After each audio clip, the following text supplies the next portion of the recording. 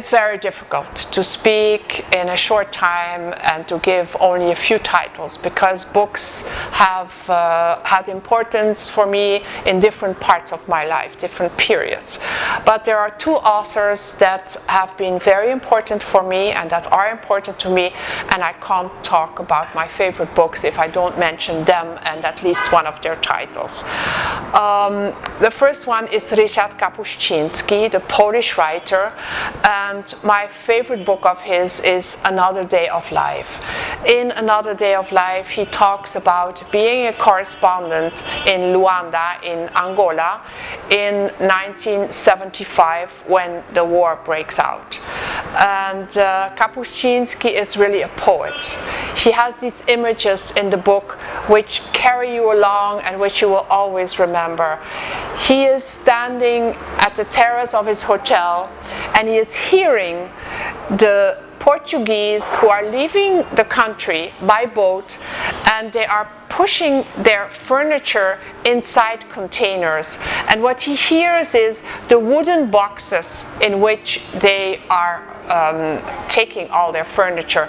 And he describes how the city starts to smell of wood, and that some of these wooden boxes are very beautiful and very big, and on the inside there's even tissue. And then he says the whole boat is traveling back to where it came from, to Portugal.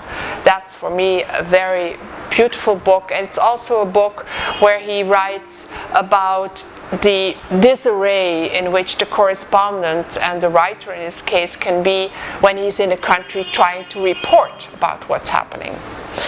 Another writer who's important for me and whose work I know quite well is V.S. Naipaul, and the book I would like to mention, even though there are many of his books which I like, the book I like to mention is A House for Mr. Biswas. He wrote it when he was 29 years old, and he was living in Oxford, in England, but he was thinking about Trinidad, where he comes from. And the book is really about his father. His father and the strength and the struggle that his father had to have to make a way in his life as a journalist, as a writer of signposts, and especially as the husband, having married into a very powerful, economically powerful, but also psychologically powerful and quite mean family.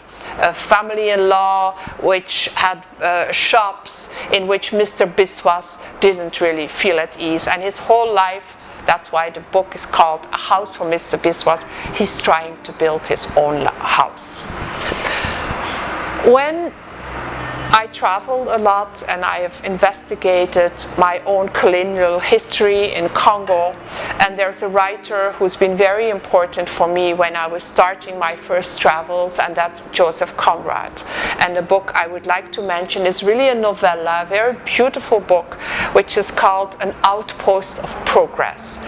In this book, Conrad, who traveled to Congo, is talking about two white people, let's say they're Belgian, and they're living in this outpost of progress, even though they are not bringing a lot of progress. They're two lazy bums, really, and they live there on a trading post, and they have to take care of bringing ivory for their boss. And it's about their misunderstanding of where they are, and in the end also of themselves, because they one of them ends up killing the other and committing suicide in the end. George Orwell once said in Killing an Elephant that the man who tries to conquer the other, in fact, he destroys himself. And that's what's seen in this beautiful novella, An Outpost of Progress.